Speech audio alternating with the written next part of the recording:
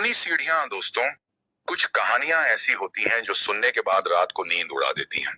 कुछ कहानियां ऐसी होती हैं जिनमें दर्द इतना गहरा होता है कि डर उसके पीछे छुप जाता है। और आज की कहानी "हे बो बोने का तब दबा मैं पछतावानुम", इन दोनों का मिश्रण है। ये कहानी है एक ऐसे घर की जो पैसों से बना था, प्यार से सजा था, लेकिन जिसकी दीवारों के पीछे कुछ ऐसा छुपा था जिसे किसी ने कभी नहीं देखा था, जब तक बहुत देर नहीं हो गई। अगर आप अकेले हैं, अगर लाइट बंद करके सुन रहे हैं, तो एक बार सोच लीजिए, क्योंकि ये कहानी सच में आपके सीने में एक अजीब सी घबराहट छोड़ जाएगी। लुधियाना के एक छोटे से गांव में एक परिवार रहा करता था। इज्जतदार, अफमन अमन, शहीद, निशान, सुबह न मनीशन का स्वामी और खुश।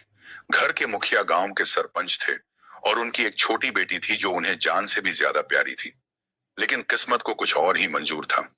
एक दिन एक हादसे ने उस बच्ची से उसके पिता को हमेशा के लिए छीन लिया। उस दिन के बाद वो घर, वो गांव, वो हर गली जहां हंसी गूंजा करती थी, सब कुछ खामोश हो गया।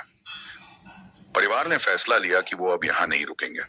दिल्ली में एक आलीशान कोठी पहले से बन रही थी, जिसे बच्ची के पिता और दादा ने मिलकर शुरू करवाया था।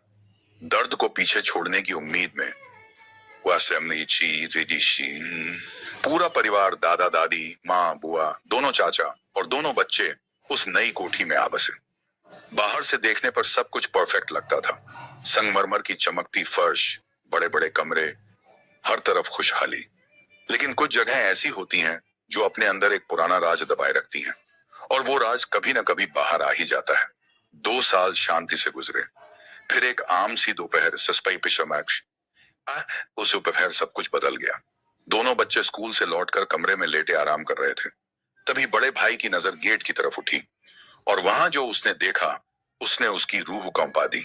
एक साया हवा में तैरता हुआ लोहे की जाली को पार करके सीधा अपनी छोटी बहन के पीछे आकर खड़ा हो गया। भाई की जुबान लड़खड़ा गई। बहन ने आंखें खोली और पूछा, क्या हुआ? भाई बस इतना ही कह सका, पीछे मत देखना। उस रात भाई ने जो बताया, उसने पूरे घर की रूह कंपा दी।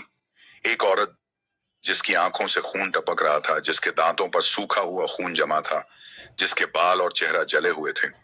वो साया धीरे धीरे उठा, बच्ची के पीछे कुछ पल खड़ा रहा, और फिर उसी गेट से बाहर निकल गया, जैसे कोई अपने ही घर में घूम रहा हो। परिवार ने इसे बच्चों का वहम समझने की कोशिश की, लेकिन अगली शाम बुआ ने खुद अपनी आंखों से देखा। वही साया हवा में तैरता कमरे में आया, बच्चों की तरफ देखा, जैसे तसल्ली कर रहा हो कि वो सो रहे हैं, और फिर जाकर सीढ़ियों पर बैठ गया। सिर्फ आधा जला हुआ सिर दिखाई दे रहा था, बाकी शरीर अंधेरे में घुल गया था। घर में डर की एक लहर दौड़ गई। पंडित बुलाए गए, पाठ की बातें हुई, हाँ, लेकिन हर बार कोई ना कोई बहाना बनाकर टल जाता, जैसे कोई अदृश्य ताकत नहीं चाहती थी कि इस घर में पवित्रता की एक बूंद भी दाखिल हो। फिर एक रात सबसे बड़े चाचा देर से घर लौटे और थके होने की वजह से नीचे वाले कमरे में सो गए। नींद में उन्हें एक डरावना सपना आया।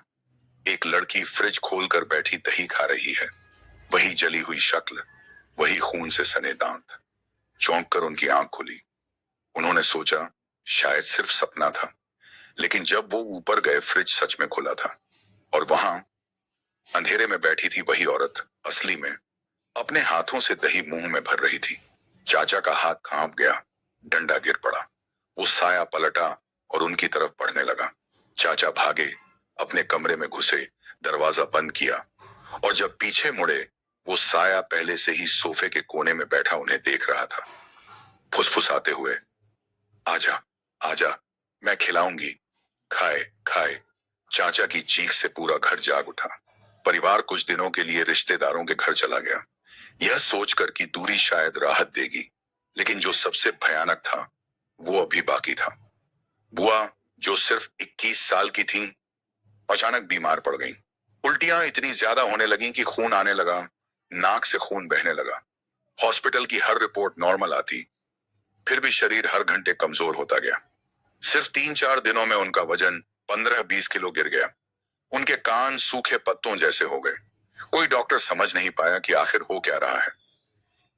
एक दोपहर बच्चे स्कूल से लौटे और बुआ के पास बैठकर उन्हें हंसाने की कोशिश करने लगे, मासूमियत से,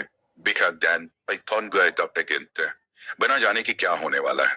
और तभी बुआ हंसी, लेकिन वो हंसी उनकी नहीं थी। जब उन्होंने दांत दिखाए, वो वैसे ही चमक रहे थे जैसे उस जली हुई औरत के दांत चमकते थे।